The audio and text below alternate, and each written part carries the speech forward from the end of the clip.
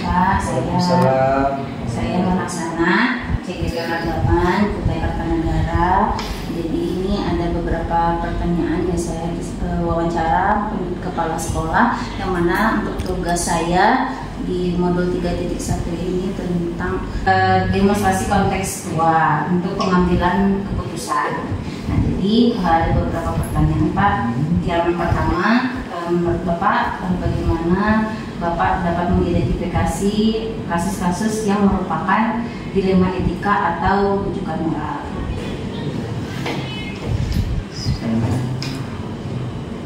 Guru mau berangkat pelatihan, sementara harus ada jam mengajar.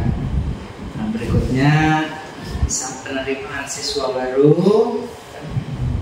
Pada siswa tentunya tidak semuanya bisa diintercover dalam penerimaan siswa baru. Pertanyaan berikutnya ini, menurut Bapak, bagaimana Bapak ketika menjalankan pengambilan keputusan di sekolah Bapak ini, terutama untuk kasus-kasus yang mana ada dua kepentingan yang sama-sama benar atau mengandung nilai kebajikan? Mungkin Bapak bisa jelaskan kasusnya Pak. Yang pertama, tadi kita lihat dulu seperti pelatihan guru. Nah, pelatihan apa? Apakah penting buat guru mapel tersebut, sangat terkait buat sekolah, atau bagaimana pelatihannya? Nah, karena bila berangkat pelatihan tentunya meninggalkan jam sekolah. Nah, tapi jika ini memang pelatihan ini guru mapel atau pelatihan yang sangat terkait buat sekolah, nah, kita izinkan untuk mengikuti pelatihan ini. Nah, untuk jam mengajarnya kita bisa kita sampaikan ke guru berupa tugas, nah, minta bantu guru lain, ada piket segala macam, hanya tetap semuanya bisa jalan. Atau karena berangkat ini pelatihan, tentunya pengembangan profesional bersangkutan guru, dan tentunya kembali untuk dikembangkan di sekolah. Nah, kalau yang kedua, contoh mahasiswa baru. Nah, untuk mahasiswa baru tentunya kita sesuai dengan ketentuan pelaksanaan mahasiswa baru. Memang orang kadang berkeinginan semua anaknya masuk sekolah bagaimanapun caranya. Tapi kita di sini kan ada juknis, petunjuk. Nah, kita harus mengacu itu, dan dalam mahasiswa baru ada tim yang bekerja. Nah, ini harus kita hormati juknis dan hormati teman-teman yang di panitia. Nah, artinya kita tetap berpatokan kepada aturan yang ada dan kesepakatan bersama, sehingga rujukan dari manapun misalnya kita tetap mengacu kepada aturan. Karena jika kita beri satu peluang, nanti akan merepotkan kita juga. Iya. Tuh, menurut saya itu. Berarti ketika ada kasus tersebut, Bapak lebih menitik beratkan mana yang lebih banyak manfaatnya, ya Pak, yang masalah guru mengikuti pelatihan, dan yang PPDB tadi harus mengikuti aturan yang ada yang berlaku ketika PPDB berlangsung. Mungkin Bapak tadi sudah menjelaskan langkah-langkahnya. Apakah ada hal lain Pak dari kasus tersebut? Apakah mau diceritakan tentang langkah-langkah dalam proses pengambilan keputusan? Yang jelas, contoh guru berangkat pelatihan, kita koordinasi dengan misalnya kurikulum, ya kan? Nah, guru saya ngajar kelas 10, nah, tentunya kita koordinasi dengan wali kelasnya segala macam. Nah, sehingga tidak semerta-merta guru ini berangkat pelatihan. Jadi yang ditinggalkan tetap bisa jalan. Si guru ini berangkat pelatihan, tenang juga perasaannya. Jadi semuanya bisa jalan. Nah, kalau mengenai yang siswa baru, bagaimana kita selalu berusaha suasana sekolah kondusif, termasuk pelaksanaan PPDB. Kita juga melaksanakan sesuai dengan ketentuan, sehingga kita nyaman selanjutnya, karena setelah PPDB tentunya anak-anak akan mulai belajar. Kita ke pertanyaan berikutnya Pak, untuk selama Bapak dalam pengambilan keputusan kasus Delima Evita ini, apakah ada hal-hal yang selama ini Bapak anggap efektif gitu Pak untuk pengambilan keputusan tersebut?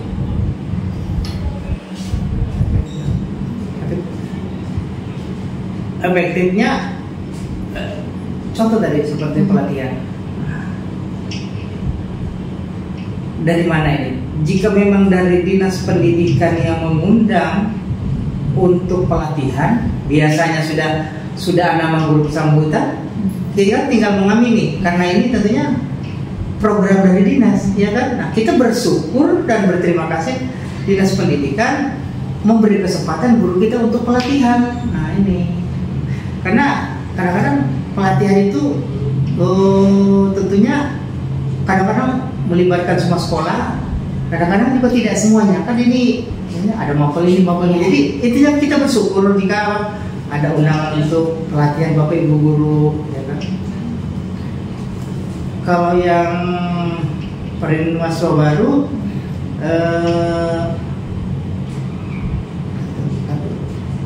nggak apa-apa. Saat ini nggak apa-apa.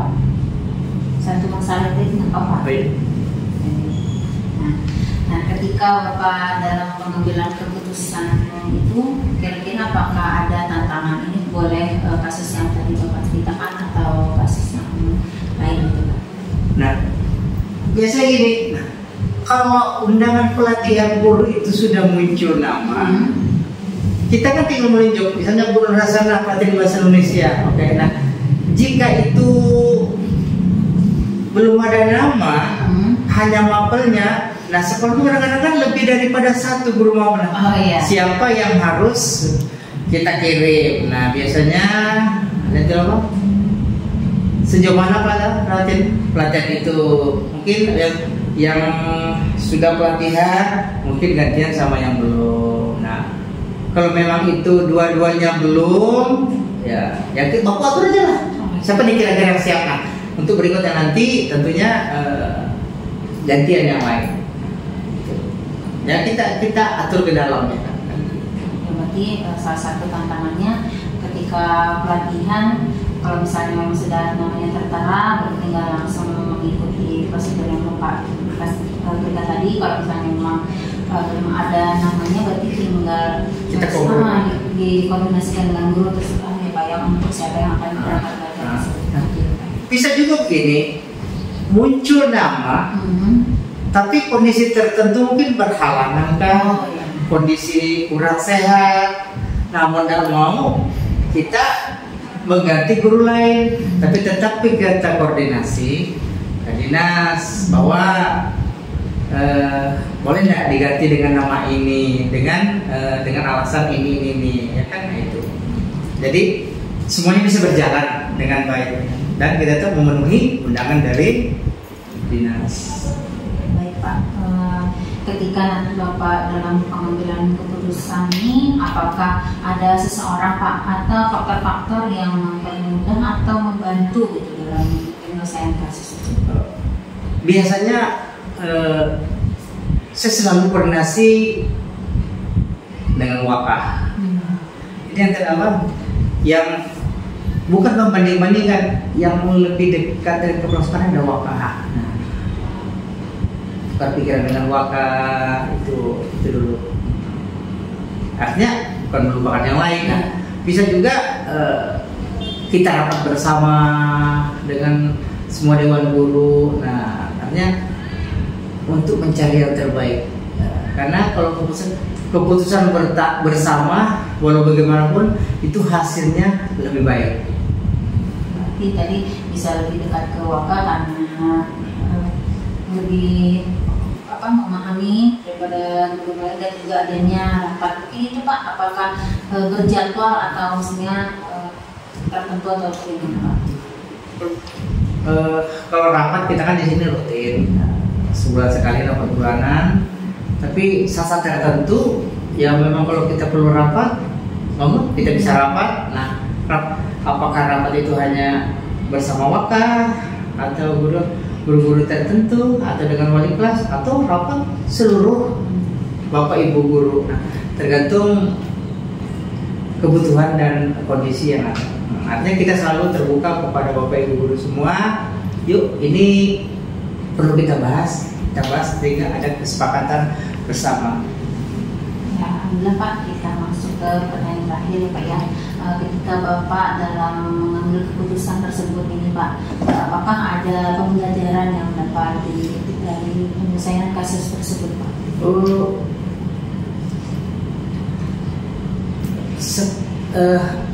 Tentunya di mana sih ada perjalanan tidak ada masalah. Nah, setiap permasalahan itu pasti ada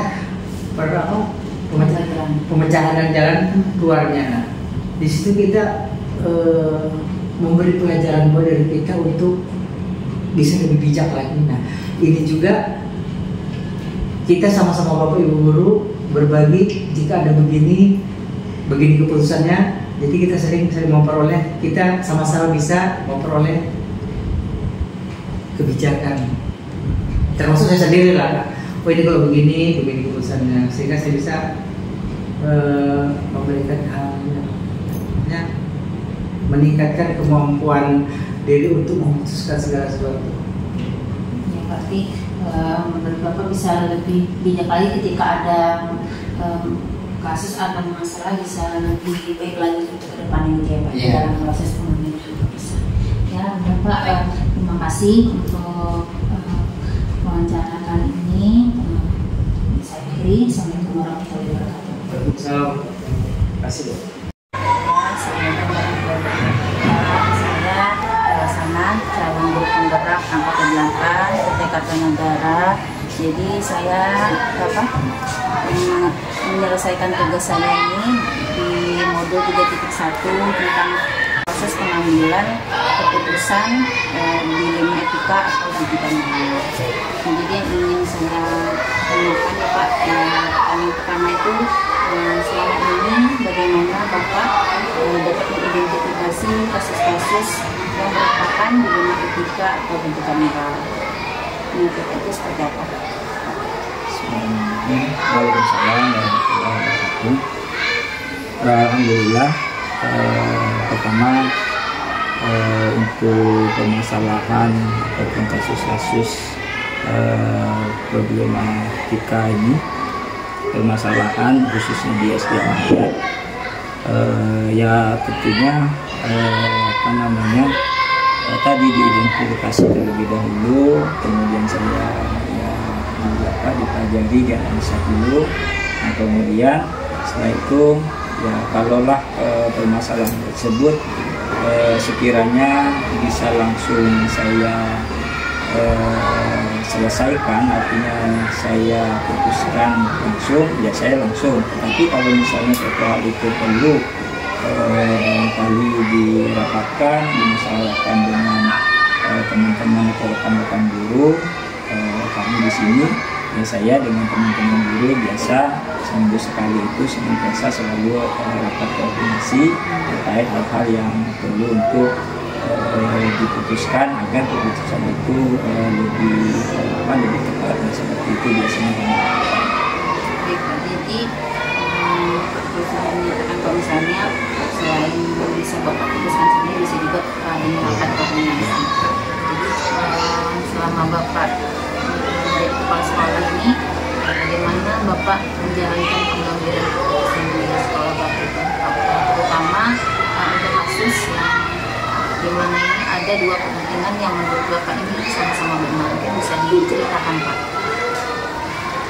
Untuk masalah yang seperti itu, contoh misalnya ada guru yang minta izin ya untuk mengikuti satu pelatihan, dan pelatihan itu juga untuk kepentingan sekolah, kan kepentingan sekolah. Nah, sementara dengan waktu yang bersamaan dia harus meninggalkan tugas mengajar. Nah, tentunya dalam hal ini saya ya sebagai kepala sekolah apa namanya ya tentu memberikan keputusan, pertama ya mengingat atau melihat terlebih dahulu sejauh mana kepentingan izin tersebut. Kalau memang izin tersebut itu apa namanya memberikan dampak positif ya untuk kemajuan sekolah ke depan, ya seperti contoh tadi, kalau memang betul itu mengikuti suatu kegiatan pelatihan untuk sekolah, ya tentu ya saya memberikan izin dengan pertimbangan alasan. Kan kalau ibaratnya suatu kegiatan seperti itu tidak sebenarnya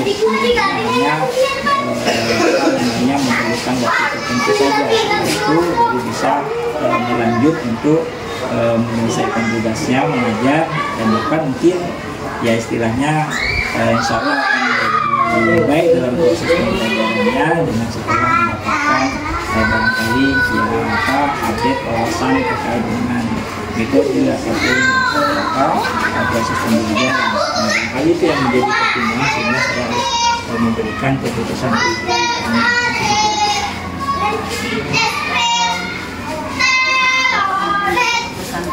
mempertimbangkan mana yang lebih banyak memberikan manfaat ya Pak, ya, sebenarnya. Jadi dengan guru tersebut tadi ketika dia mengambil keputusan tersebut dan bisa membawa dampak sekolah itu lebih banyak lagi. Betul. Selain yang tadi, apakah ada langkah-langkah Pak yang dilakukan pada saat permasalahan tersebut? Apakah itu maksudnya Bapak langsung selesaikan begitu kepada gurunya, atau maksudnya apakah ada pembicaraan dengan seperti yang Bapak katakan tadi, rapat koordinasi? Kalau yang sifatnya itu apa namanya, pertama terkait mungkin apa namanya udah jelas gitu kan, juga jelas kapan waktunya, apalagi misalnya waktunya itu apa yang bisa gitu kan, bisa lebih cepat gitu, keputusan cepat, sehingga ya biasanya ya saya sebagai kepala sekolah langsung apa namanya memutuskan langsung tanpa harus menunggu koordinasi yang biasa kami lakukan setiap hari Sabtu gitu.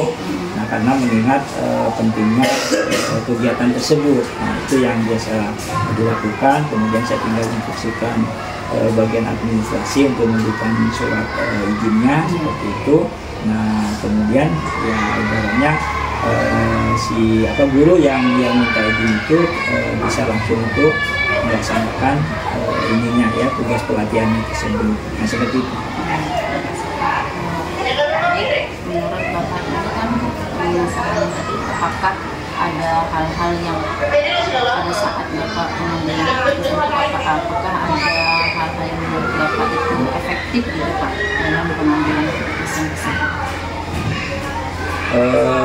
Ya, jadi gini, tentu apa namanya ya, baik itu keputusan yang saya lakukan secara langsung, gitu kan, nah atau yang saya pertimbangkan dalam artian perlu masukan daripada rekan-rekan guru, sehingga harus dilakukan musyawarah ya, ataupun rapat, ya tentu hal ini sudah dalam pertimbangan saya untuk bisa mendapatkan hasil keputusan yang lebih efektif tersebut, sehingga apa namanya penyelesaian permasalahan itu lebih bisa lebih tepat sasarannya. Nah, seperti itu.